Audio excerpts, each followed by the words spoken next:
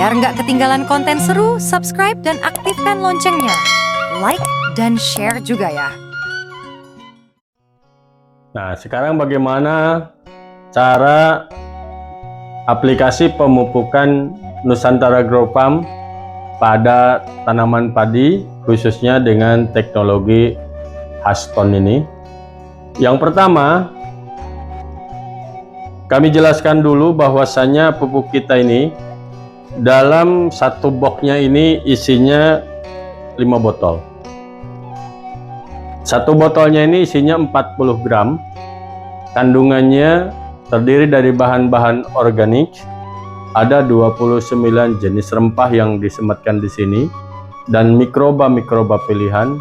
Di dalamnya sudah ada hormon, enzim dan lain sebagainya. Yang jelas, fungsinya pupuk kita di samping organik ada hayatinya dan ada pembenah tanahnya.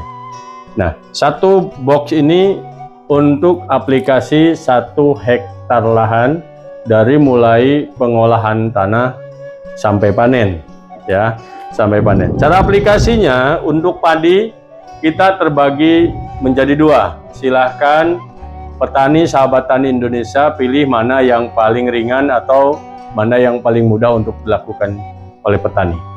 Yang pertama, aplikasi secara normal yang harus disiapkan adalah 3 botol Engrow dulu, ya, 3 botol Engrow dipermentasi dulu dengan air 5 liter, ya, dengan air 5 liter.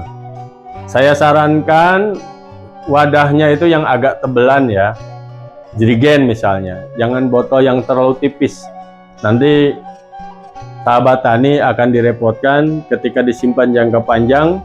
Kalau terlalu rapat nanti bisa-bisa meledak. Pakainya jerigen yang ukuran 5 liter. Kemudian masukkan 3 botol ini ke dalam jerigen. Nanti isi air dengan penuh. Sisakanlah sedikit, ya, sampai lehernya saja. Kemudian ditutup, dan tutupnya jangan terlalu rapat. Sebelumnya dikocok-kocok dulu, kemudian ditutup agak renggang. Ya. Diamkan 1 kali 24 jam. Nah, yang 5 liter ini disebut dengan biang, ya, biang Engrow atau sering disebut juga Engrow murni, ya.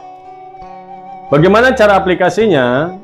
Yang pertama, ketika melakukan perendaman bibit.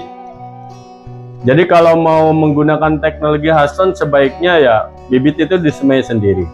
Cara penyemaiannya bebas, kreasi petani sendiri.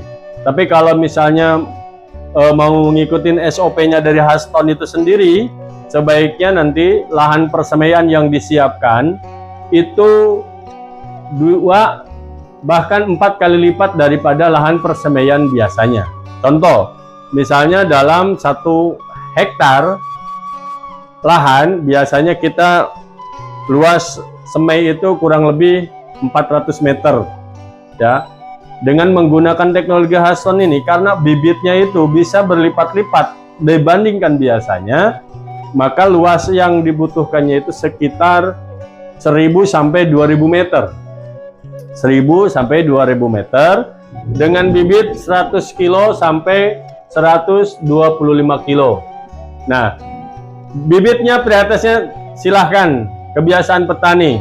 Mau mapan silahkan, mau turunan Ciherang silahkan, misalnya Inpari atau komoditi yang lainnya, bebas. Jadi kita tidak memaksakan harus varian A, B, C, D, dibiasakan sesuai halnya petani yang biasanya.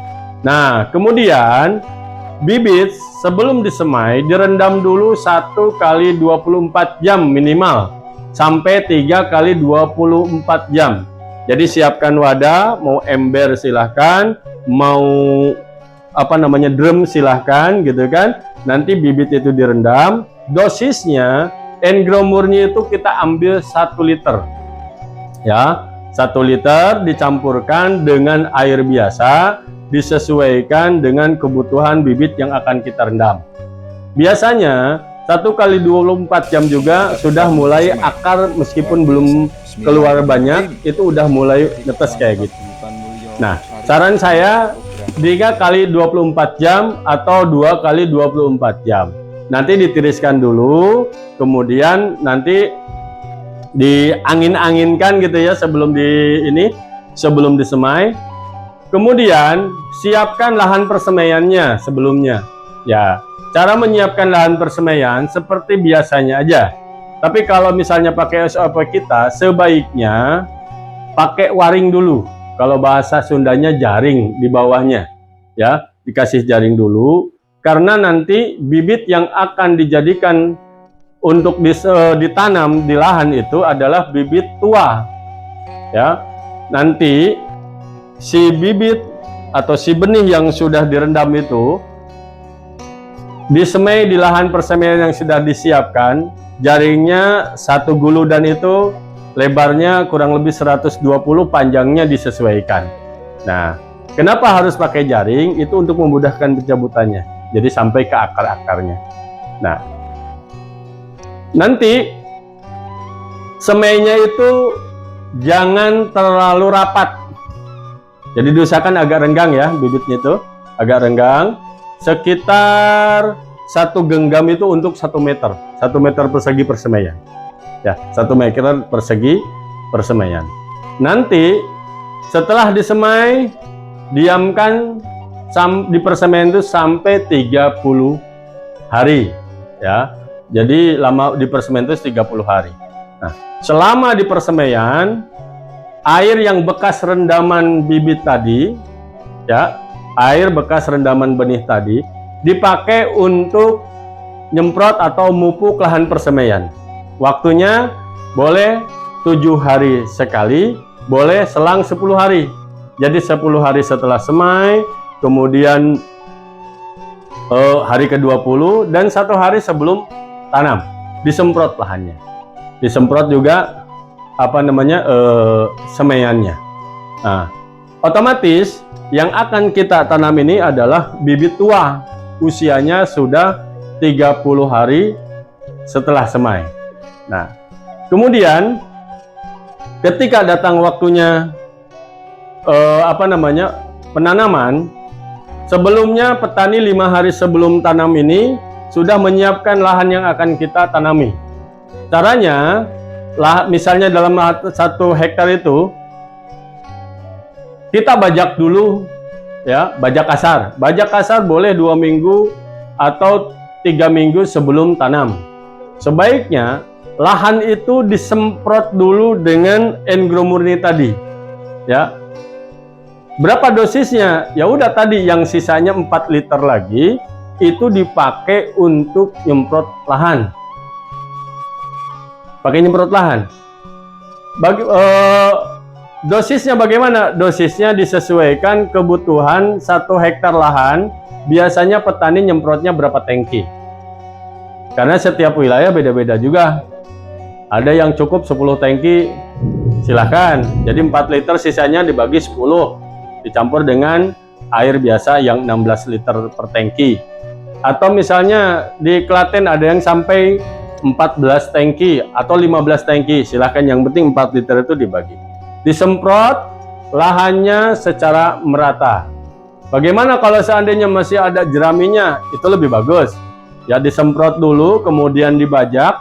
Nanti si jerami-jeraminya itu otomatis akan dibalik karena dibajak tersebut, jeraminya di bawah, tanahnya di atas, dan otomatis akan diuraikan oleh mikroba-mikroba yang ada di dalam pupuk kita, dan ada mikroba yang untuk membusukkan itu, sehingga si sisa-sisa jerami itu akan menjadi kompos dan bahan organik yang nantinya siap dimakan oleh tanaman-tanaman yang akan ditanam nanti. Nah, kemudian ketika kita mau menanam, nyabutnya si semaian itu jangan 1 persatu. Kalau orang bahasa umumnya tuh ombol, 1 ombol. 1 lubang tanam itu yang ditanam sebanyak 20 sampai 30 batang.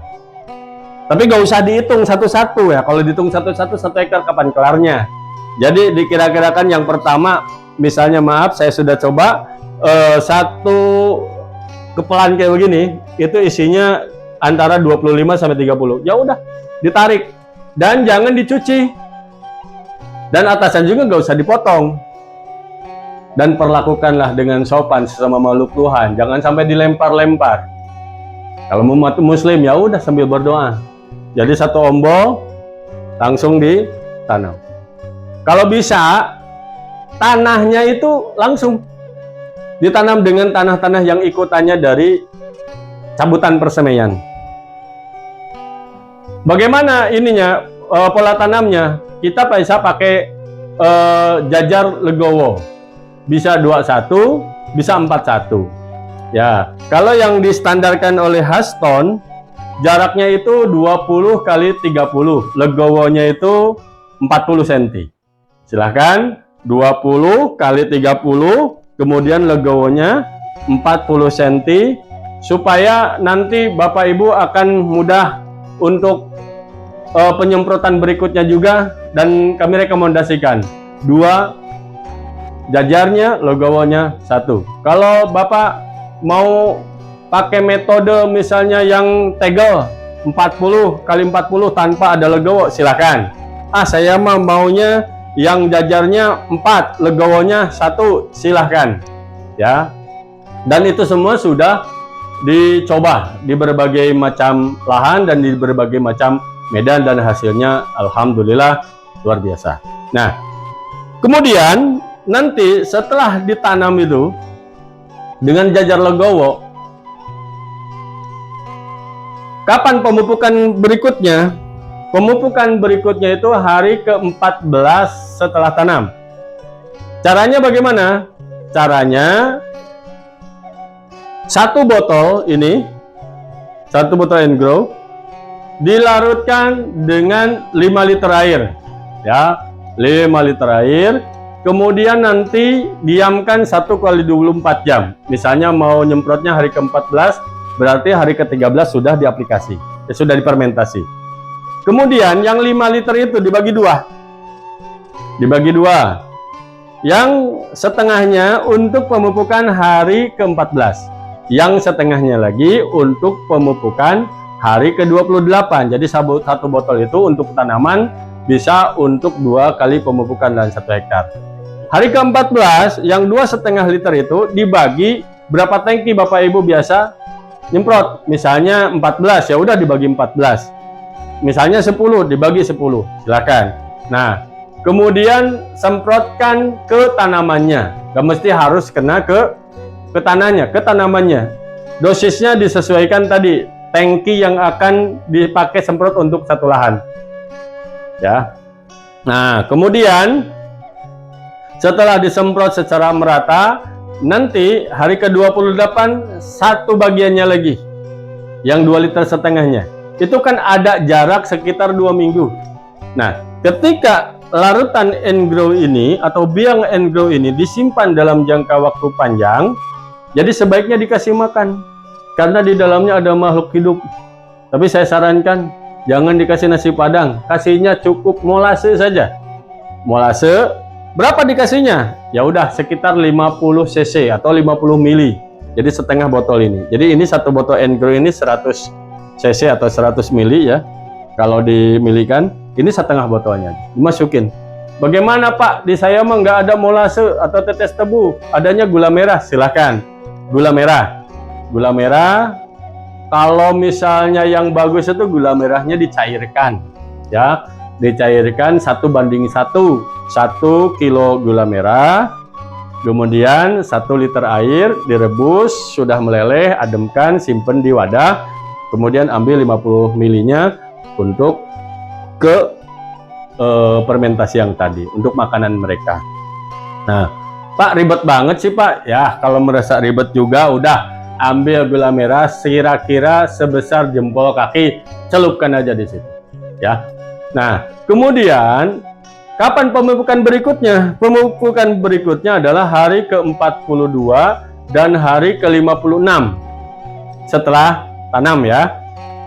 Bagaimana caranya? Caranya sama waktu pemupukan hari ke-14 dan hari ke-28.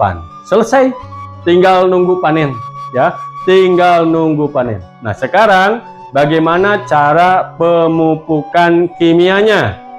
Kalau lahan tersebut memang sudah organik, saya rasa gak usah pakai kimia lagi. Udah cukup ini aja, insya Allah luar biasa.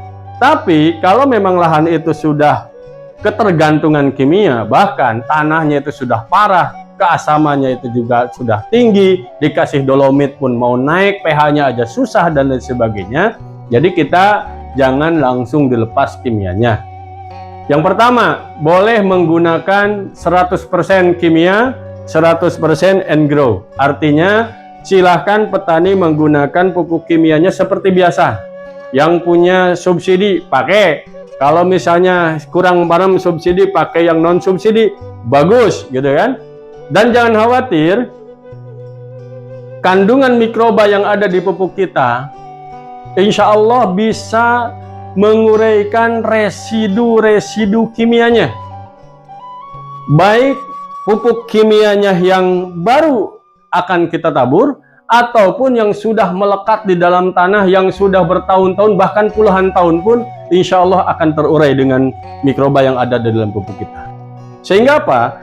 Kalau residunya sudah terurai, maka unsur hara yang ada di dalam tanah dan unsur-unsur organik lainnya itu akan menjadi santapan dan makanan tanaman-tanaman, sehingga tanamannya pun akan tetap sehat dan pertumbuhannya luar biasa. Nah, dan jangan khawatir juga, seperti halnya pemakaian obat-obatan yang berlebihan dari kimia, insya Allah mikroba yang ada di dalam kita juga bisa menetralisir racunnya. Jadi silahkan nanti sahabat tani kalau sudah panen, dicek aja di lab bagaimana hasilnya, kadar pestisidnya berapa dan lain sebagainya. Nah, Pak, kalau saya menggunakan N-Grow kimia 100%, berarti biayanya nambah dong. Kalau misalnya hitung-hitungannya biayanya nambah, ya udah turunkan saja 50% kimianya. Tapi kalau petani sahabat tani berani 20% atau 25% kimianya dari kebiasaan pakainya. Nah, berdasarkan hasil uji efektivitas kami di WNS, dengan penggunaan 1:1 kimianya yang normal, kemudian N-Grow normal untuk 1 hektar 200 gram, 200 gram itu berarti kan 5 botol ya, 5 botol kan 40 gram, itu peningkatannya itu bisa sampai 271%. Ya, jadi kami serahkan ke petani yang aman, yang nyamannya bagaimana. Tapi nanti jangan lupa dihitung pula, dengan metode Haston ini meskipun nambah bibit, tambahannya bisa 3-4 kali lipat, tapi kita lihat dari hasilnya. Dan pengurangan biaya-biaya yang lainnya. Otomatis tenaga nambah dan lain sebagainya. Pengurangannya yang pertama diantaranya nyaris tidak ada keong mas. Kalau misalnya yang ditanam itu bibit muda, itu rata-rata kalau tergenang musim hujan seperti kayak begini, keong mas itu luar biasa. Tapi kalau yang ditanamnya itu bibit tua, keong mas sudah tidak tedas. Dan yang keduanya, kita nyaris tidak ada matun, mencabut rumput ya. Karena apa? Pertumbuhan rumput tidak akan bisa menyusul pertumbuhannya tanaman. Nah, kalau misalnya rumputnya nggak tinggi, cuman sedikit-sedikit saja, jadi nggak usah dibuang Pak, nggak usah diambil, biarin aja untuk makanan makhluk Tuhan yang lain. Ada keong mas makanannya dari rumput-rumput itu yang kecil-kecil. Otomatis kalau tidak ada matun, biayanya pun akan terkurangi. Kesempatan yang lalu kami silaturahim ke Ngawi, ada salah satu petani mengatakan lahan 1 hektar ini biaya matun bisa 8 juta sampai 9 juta Pak. Nah, jadi dengan metode Haston Grow ini nyaris tidak ada matun, itu bisa mengurangi biaya. Nah, kemudian nyaris di sini tidak ada penyulaman. Bagaimana mau disulam? Kita nanamnya ada seombol gitu, artinya 30 batang. Nah, dan kami sarankan nanti para sahabat tani itu kontrol ya yang nanamnya, supaya benar-benar Haston Grow ini sesuai dengan SOP. Karena kalau nggak diarahkan nanti buruh taninya yang nanam, misalnya cuman pinggir-pinggirnya saja, nanti tengah-tengahnya cuman ditanamin 1, 2, 3 atau 7. Jadi SOP ini nih yang harus dijalankan. benar-benar petani itu ngawasin bagaimana caranya. Pak, pokoknya satu ombo, blek blek blek blek blek gitu ya. Nah, kemudian di sini juga jangan khawatir, kita panen bisa lebih cepat. Minimal 10 hari dibandingkan pola yang biasa. Bahkan bisa sampai dengan 2 minggu. Bahkan ada yang lebih dari itu. Nah, keuntungannya juga luar biasanya gini Pak. Karena yang ditanam ini adalah benih tua dan sekali tanam satu lubangnya ada 25 sampai 30 batang, secara otomatis kita tidak mengandalkan dari anakan Pak. Kalau metode yang lain, misalnya yang tanamnya cuma 1, 2, atau 3, atau ada yang 4, pasti mengandalkannya di banyaknya anakan. Kalau mengandalkan dari banyaknya anakan, otomatis anaknya juga ada anak sulung, nomor 2, ya kan, ada anak, ada cucu, ada buyut, dan lain sebagainya. Jadi secara otomatis, nanti pas keluar malaynya juga nggak akan bareng-bareng. Beda dengan metode Huston Grow ini. Insya Allah karena induknya ini adalah 30, nanti anakannya juga yang tumbuh ya sekitar pinggir-pinggirnya saja, itu pun yang sulung. Jadi ketika keluar malai itu insya Allah serempak. Ya. Dan pengisiannya juga akan lebih mantap. Dan insya Allah hasilnya juga akan melimpah. Jadi nanti dalam satu rumpunnya itu kita bisa membedakan dengan metode yang lainnya berapa jumlah malai produktif yang ada. Kalau jumlah malai produktifnya banyak dan secara timbangannya itu bobotnya lebih banyak, dengan metode jajar legowo misalnya 21, jumlah rumpunya 1 hektar sekitar 120.000, dikalikan saja. Jadi kalau dengan Huston Grow mencapai tingkat panen itu sampai 20 ton sekalipun bukan sesuatu yang mustahil. Nah, kemudian itu cara yang pertama ya. Nanti cara yang kedua kami sampaikan pada ulasan berikutnya.